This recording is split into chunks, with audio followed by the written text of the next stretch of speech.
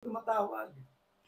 Stay awake, for you do not know when the Son of Man will come. Glory and praise forever. Blessed Monday, everyone. We praise and thank you, dear God, for the gift of today.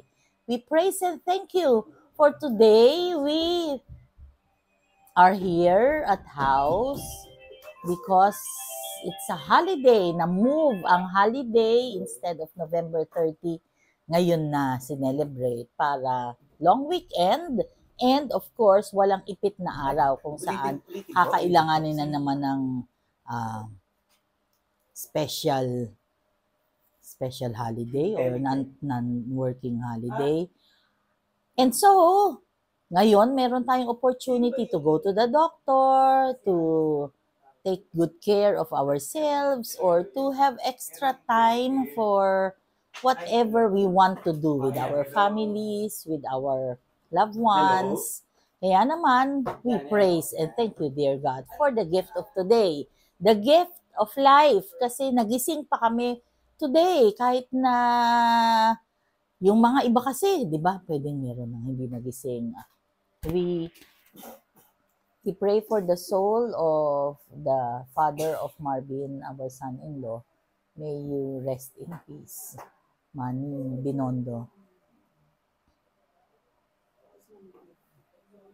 Lord God, in the Gospel of Luke for today, nabigyang halaga yung 2 sentimo na binigay nung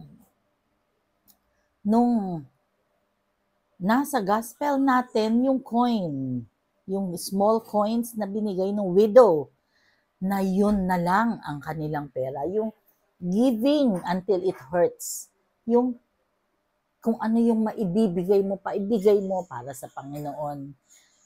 As compared doon sa mga malalaking magbigay, pero yun ay kakampot sa kanilang kayamanan.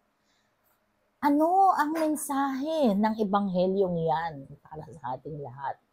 Na walang maliit na hindi kayang magbahagi at walang sobrang yaman na walang dapat ipagdamot. Pero sa mas malalim na pananaw, it's about how we collaborate, how we cooperate, how we contribute. Kahit maliit na bagay lang ang contribution mo, yan ay namamagnify. Depende kung ano talaga yung nasa puso mo. So, it's not the amount that matters. It's what is the goal in your heart. Kung lahat ibibigay mo despite and in spite of, that matters kahit na maliit lang yung naibigay mo.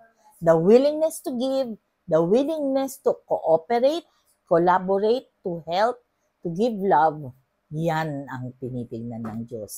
Kaya nga naman, sa ating ebanghelyo, dahil dito ay pinapakita kung gaano kalaking pagmamahal ang maaari nating bigay, hindi sa amount.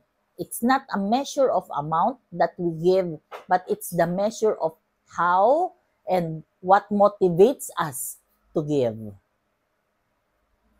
Lord God, we are sorry for our sins, either of commission or omission. We pray for healing of those who are sick, those who are requesting for prayers, and those who are praying with us, right here, right now.